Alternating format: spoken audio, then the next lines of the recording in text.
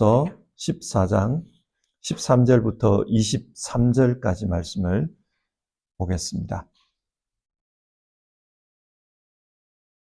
14장 13절에서 23절 우리 한 절씩 교독해서 읽겠습니다. 13절입니다. 그러므로 이제부터는 서로 남을 심판하지 마십시오. 형제 자매 앞에 장애물이나 걸림돌을 놓지 않겠다고 결심하십시오. 내가 주 예수 안에서 알고 또 확신하는 것은 이것입니다. 무엇이든지 그 자체로 부정한 것은 없고 다만 부정하다고 여기는 그 사람에게는 부정한 것입니다. 그대가 음식 문제로 형제 자매에게 마음을 상하게 하면 그것은 이미 사랑을 따라 살지 않는 것입니다. 음식 문제로 그 사람을 망하게 하지 마십시오. 그리스도께서 그 사람을 위하여 죽으셨습니다. 그러므로 여러분이 좋다고 여기는 일이 도리어 비방거리가 되지 않도록 하십시오. 하나님의 나라는 먹는 일과 마시는 일이 아니라 성령 안에서 누리는 의와 평화와 기쁨입니다. 그리스도를 이렇게 섬기는 사람은 하나님을 기쁘게 해드리고 사람에게도 인정을 받습니다. 그러므로 우리는 서로 화평을 도모하는 일과 서로 덕을 세우는 일에 힘을 씁시다. 하나님이 이렇게 놓으신 것을 음식 때문에 망치는 일이 없도록 하십시오. 모든 것이 다 깨끗합니다. 그러나 어떤 것을 먹음으로써 남을 넘어지게 하면 그러한 사람에게는 그것이 해롭습니다. 고기를 먹는다든가 술을 마신다든가 그 밖에 무엇이든지 형제나 자매를 걸려 넘어지게 하는 일은 하지 않는 것이 좋습니다. 그대가 지니고 있는 신념을 하나님 앞에서 스스로 간직하십시오. 자기가 옳다고 생각한 일을 하면서 자기를 정죄하지 않는 사람은 복이 있습니다. 같이 읽겠습니다. 의심을 하면서 먹는 사람은 이미 단죄를 받은 것입니다. 그것은 믿음에 근거한 것이 아니기 때문입니다. 믿음에 근거하지 않은 것은 다 죄입니다. 아멘. 교회 안에는 다양한 사람들이 있습니다. 예를 들어 신앙생활에서 제일 중요한 가치가 무엇입니까? 그렇게 질문을 하면은 어떤 사람은 믿음이라고 대답을 할 것이고 어떤 사람은 사랑 혹은 거룩함, 다양한 대답이 나올 것입니다. 이렇게 중요하다고 생각하는 가치가 서로 다르다 보면은 때로는 서로 충돌이 일어나기도 합니다. 로마서 14장은 지금 음식 문제에 대해서 말하고 있습니다. 음식 문제에 대해서 말하는 이유는 유대인 성도들과 이방인 성도들 사이에 음식 문제로 인한 갈등이 있었기 때문입니다. 유대인 성도들은 율법이 가르치는 바에 따라 정결한 음식만 먹어야 한다고 주장했습니다. 레위기 11장을 보면 이 음식에 대한 규정이 나옵니다. 하나님께서 모세를 통해서 그렇게 말씀하셨습니다. 내가 거룩하니 너희도 거룩하여라. 이제 하나님께서 우리와 함께 한다는 거예요. 그러니까 하나님이 함께하는 이 몸, 하나님의 형상인 이 몸도 거룩하게 사는 게 중요합니다. 따라서 하나님이 허락하신 음식, 그걸 조금 더 자세히 보면요. 하나님 앞에 제사할 수 있는 음식들이에요. 그걸 보면은 주로 소나 양이나 하나님 앞에 제사할 수 있는 겁니다. 그래서 하나님께 드릴 수 있는 그런 걸 먹으라는 겁니다. 그래야 우리 몸이 거룩해지는 거죠. 그래서 유대인 성도들에게는 이게 아주 중요했습니다. 반면에 이방인 성도들은 어떻습니까? 왜 그래야 되느냐는 거예요. 우리가 복음을 믿고 예수 그리스도로 말미암아 새로운 피조물이 되었는데 왜 옛 율법을 따라야 되는가? 그럴 필요 없다는 겁니다. 로마 사람들이 먹고 사는 이 음식을 우리 다 먹을 수 있다. 그렇게 생각합니다. 삶의 가치를 어디에 두느냐, 거기에 따라서 생각하는 게 달라집니다. 믿음을 중요하게 생각하시는 분은 예수님을 믿는 것이 중요하지 율법 전통을 지키는 것은 중요하지 않다. 그렇게 결론을 내립니다. 반면에 율법을 통해서 거룩한 삶을 사는 것이 우리 인간의 목표다. 그렇게 생각하는 사람은 하나님께서 정해주신 율법을 지키는 것이 믿음이다. 그렇게 생각합니다. 따지고 보면 둘 다 일리가 있어요. 그런데 둘 다 맞다 그러면 이 갈등은 해결이 되지 않습니다. 자, 이런 상황에서 이런 갈등을 어떻게 해결해야 할까요? 오늘 바울 사도는 그 문제에 대해서 지금 이야기하고 있는 겁니다. 13절을 보겠습니다. 그러므로 이제부터는 서로 남을 심판하지 마십시오. 형제 자매 앞에 장애물이나 걸림돌을 놓지 않겠다고 결심하십시오. 이런 갈등을 해결함에 있어서 제일 중요한 원칙은 서로 남을 심판하지 않는 것입니다. 여기서 심판한다 이 말은 판단한다는 뜻이에요. 마치 자신이 하나님이나 된 것처럼 저 사람은 천국에 갈 수 없다. 저 사람은 믿음이 없다. 이런 판단을 하지 말라는 겁니다. 율법에 따라 음식을 먹는 사람의 믿음이 큰지 아니면 율법에 얽매이지 않고 무슨 음식이든지 먹는 그 사람의 믿음이 큰지 판단하지 말라. 그렇게 말합니다. 왜 판단하지 말라고 하는가 하면은 10절을 보면 그런 판단은 하나님의 심판대에서 하나님이 하신다는 겁니다. 따라서 우리가 그런 판단을 해서는 안 된다. 그렇게 말합니다. 그러면서 동시에 형제 자매들 앞에 장애물이나 걸림돌을 놓지 마십시오. 그렇게 말합니다. 여기서 장애물이나 걸림돌은 믿음에서 실족하는 것을 가리킵니다. 어떤 사람이 믿음에서 떨어지는 일이 없도록 조심하라. 그 말입니다. 그러면서 이렇게 조심해야 되는 이유를 설명을 합니다. 그 이유가 뭔가? 첫 번째로는 당신이 판단하는 그 사람 역시 그리스도께서 대신 죽으신 존귀한 자이기 때문이다. 그렇게 말합니다. 주님께서 그 사람을 위해서 죽었다는 거예요. 그렇게 존귀한 사람이니 함부로 판단해서는 안 된다. 실족하게 해서는 안 된다. 그렇게 말하고 있습니다. 14절을 보면요. 내가 주 예수 안에서 알고 또 확신하는 것은 이것입니다. 무엇이든지 그 자체로 부정한 것은 없고 다만 부정하다고 여기는 그 사람에게는 부정한 것입니다. 바울 자신은 확신이 있다는 겁니다. 그게 어떤 확신이냐?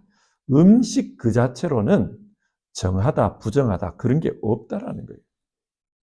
대신에 부정하다고 생각하면 그게 부정하게 된다. 그렇게 말합니다. 마음이 중요하다는 말이죠. 이런 말을 하는 근거는 예수님으로부터 말미암습니다.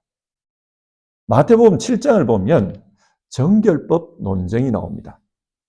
바리새파 사람들이 예수님의 제자들이 손을 씻지 않고 음식을 먹는 것을 보았습니다. 그러자 당신들은 랍비들이 가르쳐준 정결 예법을 어겼습니다. 그러면서 비판을 해요. 그때 예수님께서 그 바리새파 사람들에게 한 말이 입으로 들어가는 것이 사람을 더럽히는 것이 아니라 입에서 나오는 것이 더럽게 한다. 그렇게 말씀했습니다. 입으로 들어가는 음식은 더러운 게 아니라는 것. 입에서 나오는 말, 시기, 질투, 다툼, 욕심 이런 것이 사람을 더럽게 한다. 그렇게 말씀했습니다. 그러니까 예수님께서도 음식물 그 자체를 가지고 이건 더러운 음식이다, 이거는 정결한 음식이다 그렇게 구분하지는 않았다는 겁니다. 진짜 더러운 게 뭐냐? 사람의 마음이라고 하셨습니다. 예레미야서에 이런 말씀이 나오죠. 만물보다 거짓되고 심히 부패한 것은 사람의 마음이라. 그 마음에서 나오는 판단, 생각 그런 것이 사람을 부정하게 만듭니다. 그래서 똑같은 상황을 보고서도 어떤 사람은 이것은 깨끗하다 그러고 어떤 사람은 부정하다 그렇게 다른 판단을 한다는 겁니다. 여러분 이럴 때 어떻게 해야 합니까? 15절 그대가 음식 문제로 형제자매의 마음을 상하게 하면 그것은 이미 사랑을 따라 살지 않는 것입니다. 음식 문제로 그 사람을 망하게 하지 마십시오. 그리스도께서 그 사람을 위하여 죽으셨습니다. 자기 판단에 따라서 이 사람은 하나님의 사람이다. 이 사람은 하나님의 사람이 아니다. 믿음이 없는 사람이다. 그렇게 판단하지 말라는 겁니다. 사람의 판단으로 그 사람을 넘어뜨리지 말라. 그렇게 말합니다. 예수님은 우리 모두를 용납하셨습니다. 그래서 십자가에서 아버지여, 저들의 죄를 용서해 주십시오. 저들은 자기가 하는 것을 알지 못하기 때문입니다. 그렇게 기도하셨습니다. 자기를 십자가에 못 박는 사람들을 위해 용서하셨습니다.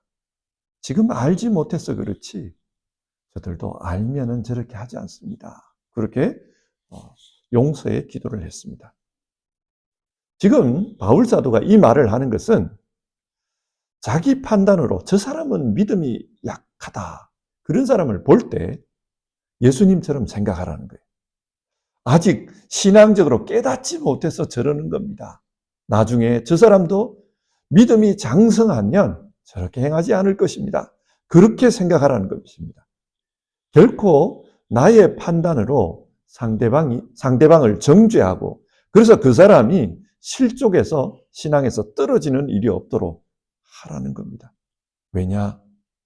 그 사람은 예수님께서 자신의 몸을 죽이심으로 구원한 사람이라는 것입니다.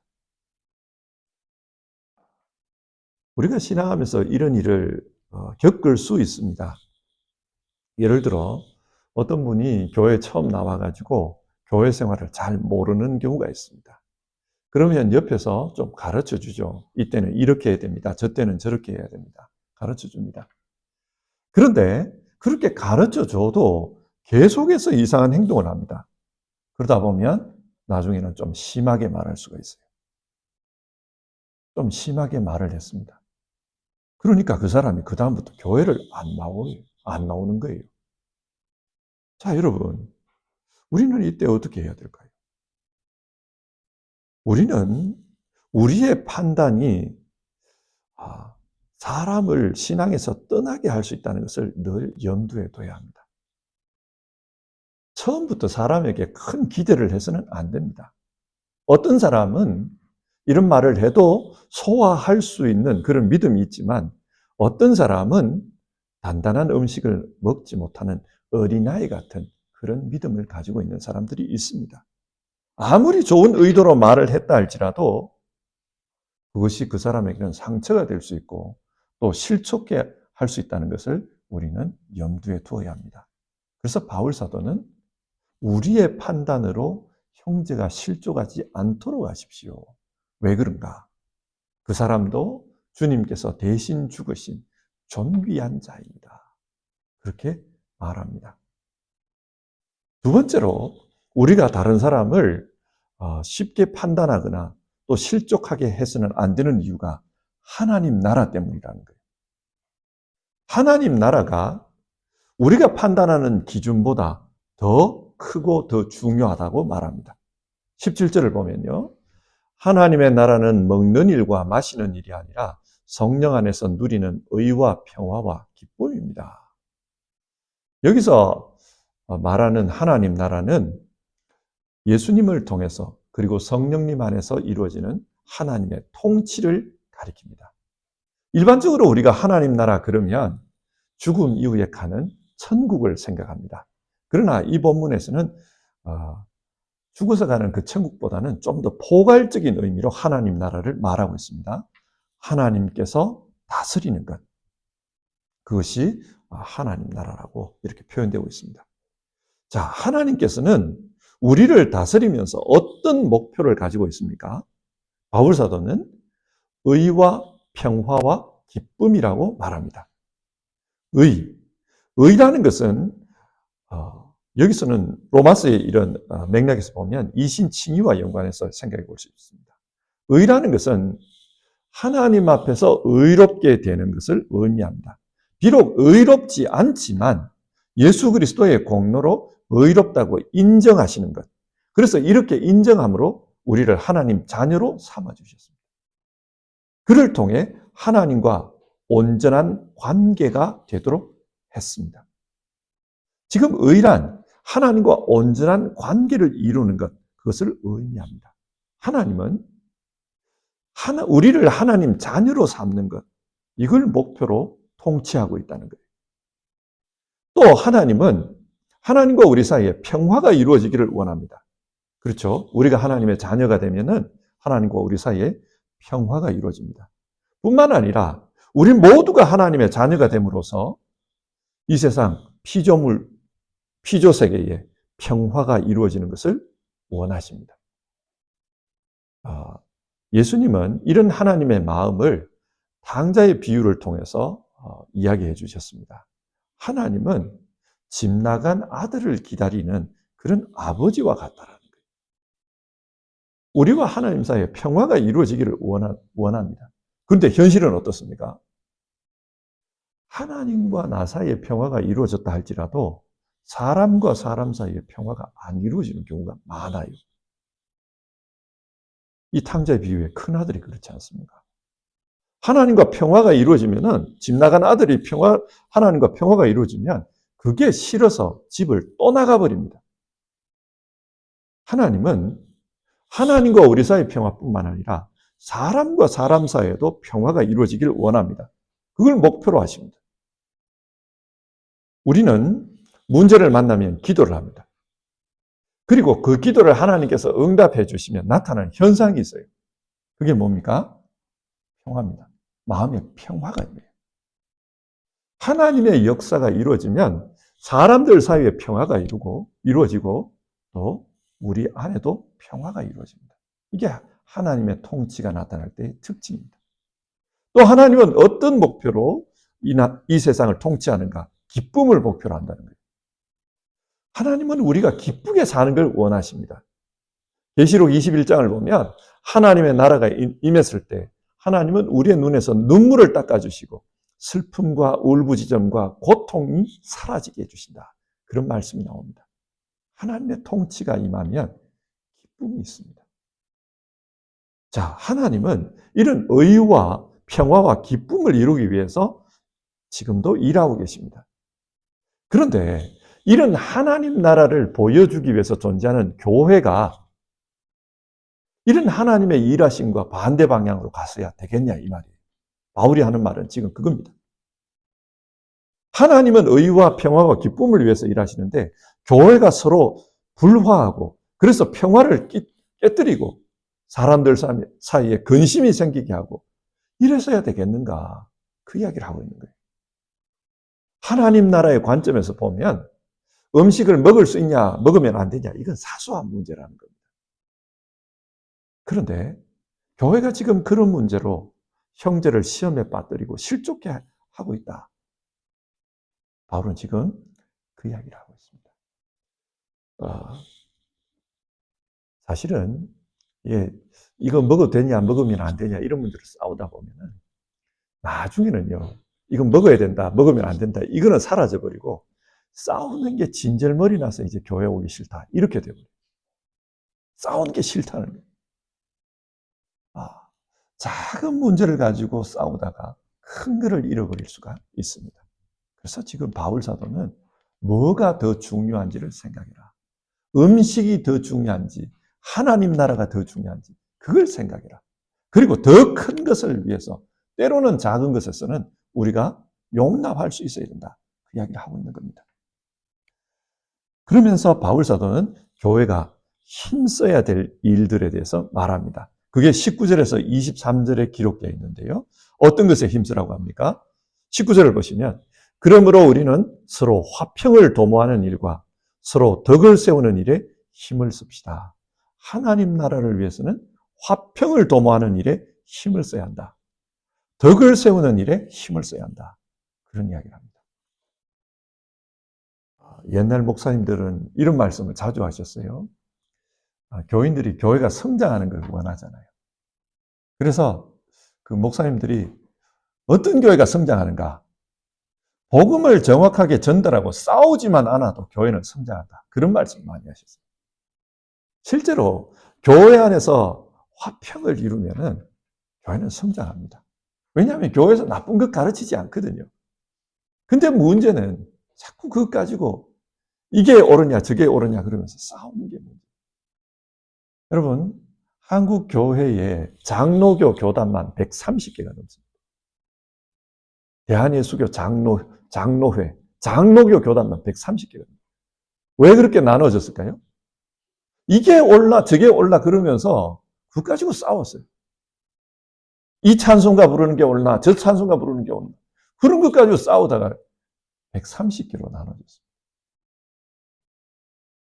그래서 바울 사도가 당부를 하는 겁니다. 20절을 보면 하나님이 이룩해 놓으신 것을 음식 문제 때문에 망치는 일이 없도록 하십시오. 하나님이 이루어 놓으신 이 하나님 나라의 사업을 작은 그런 문제를 가지고 망치는 일이 없도록 하라. 바울 사도 그 이야기를 해요. 자, 그러면 우리가 이런 생각이 들어요. 아니, 그러면 공동체를 무너뜨리지 않기 위해서는 이것도 옳고 저것도 옳고 다 옳다. 나쁜 일을 해도 옳고 무조건 덮어주고 그래야 되는가? 그런 질문이 들잖아요. 그렇지는 않습니다. 21절을 보면 이런 말씀이 나와요. 고기를 먹는다든지 술을 마신다든지 그 밖에 무엇이든지 형제나 자매를 걸려 넘어지게 하는 일은 하지 않는 것이 좋습니다. 사람들이 보기에 이거는 신앙인이 해서는 안 될 행동이다. 그렇게 생각이 되면 하지 말라는 거예요. 성경이 이거는 신앙인들이 해서는 안 되는 것이다. 그렇게 말했으면 하지 말라는 겁니다. 그래서 22절과 23절에 결론적으로 이런 말을 합니다. 그대가 지니고 있는 신념을 하나님 앞에서 스스로 간직하십시오. 자기가 옳다고 생각하는 일을 하면서 자기를 정죄하지 않는 사람은 복이 있습니다. 자기 개인의 신앙적 신념을 가지라는 겁니다.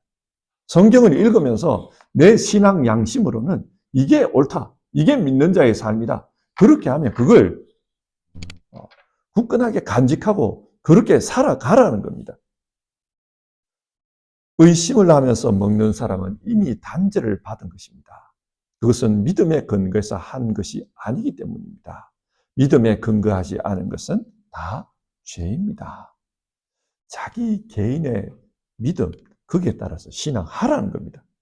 그런데 개인적으로 옳은 것하고 공동체의 덕을 세우는 게 충돌할 수가 있어요. 그때는 다른 사람을 시험 들게 하지 말라. 나는 이게 옳다고 생각하는데 저 사람은 저게 옳다고 생각하구나. 그런데 이렇게 싸우면 공동체가 시험에 들겠구나. 그러면 말하지 말라는 거예요. 그것 가지고 말하지 말라. 공동체의 덕을 세우는 게 중요하다. 지금 바울 사도는 그 이야기를 하고 있습니다. 자, 설교를 정리하겠습니다. 이 땅에 있는 모든 교회는 하나님 나라를 지향합니다. 그리고 안 믿는 사람들에게 하나님 나라 갑시다. 하나님 나라는 이런 겁니다. 그걸 보여주기 위해서 교회가 존재합니다. 하나님 나라가 어떤 곳인가? 하나님과 의의 관계를 맺는 곳이라는 거예요. 하나님 나라가 어떤 곳인가? 하나님 나라는 세상에 평화를 이루는 일을 해야 된다. 평화를 이루는 것이다. 또 하나님 나라는 그로 말미암아 기쁨을 누리는 것이다. 그렇게 말합니다. 교육관 문에 보니까 경의하는 시오니스트들이요. 왜 당신들은 인종 청소를 동의합니까? 뭐 이걸 적어놨더라고요. 여기가 교회라고 이렇게 간판이 붙어 있으니까 우리를 시오니스트라고 이렇게 생각한 것 같아요. 네, 좀 제가 볼 때는 참 무식한 도일인 것 같습니다. 근데 여러분 우리가 중요하게 생각이 될 게 이 평화, 기쁨 이걸 이루는 게 중요하다는 거예요. 이게 큰 그림입니다. 이런 큰 그림들 안에서 작은 일을 결정해야 합니다. 그렇게 보면 어떤 음식은 먹을 수 있고 어떤 음식은 먹을 수 없고 이거는 큰 그림 안에서 보면 지엽적인 문제. 이런 지엽적인 문제를 가지고 큰 그림 자체가 흐트러져서는 안 된다. 평화를 깨서는 안 된다. 기쁨을 깨서는 안 된다. 그런 말입니다. 우리가 신앙생활을 하면서 어떤 것을 가장 중요하게 생각해야 되는가? 오늘 바울 사도는 하나님 나라를 가장 중요하게 생각하라. 그걸 말합니다. 우리의 이런 행동이 하나님 나라에 덕이 되는가 아니면 방해가 되는가 그걸 생각하라고 우리에게 말하고 있습니다. 지엽적인 이런 부분들은요, 사실 듣고 보면 다 맞아요.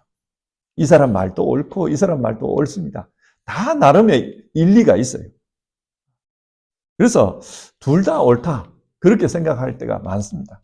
그러나 또 공동체 안에서 둘 다 옳다 그래버리면 이게 기준이 사라질 수가 있거든요. 그러다 보면은 또 우리가 이 사람은 옳고 이 사람은 틀리고 그렇게 말하게 되는 경우가 있습니다. 그러나 오늘 성경은 우리에게 말합니다. 그럴 수 있다. 그럴 수 있다. 그렇지만 기준을 하나님 나라에 둬라. 하나님 나라의 기준을 두고 문제를 해결해라. 그리고 사람을 실족게 해서는 안 된다. 우리에게 그것을 말하고 있습니다. 오늘 이 말씀을 가지고 우리 모두 지혜롭게 그렇게 신앙했으면 좋겠습니다. 가정 안에서도 그렇고요. 교회에서 성도님들 사이에서도 그렇고 우리가 지혜롭게 그렇게 신앙했으면 좋겠습니다. 우리 같이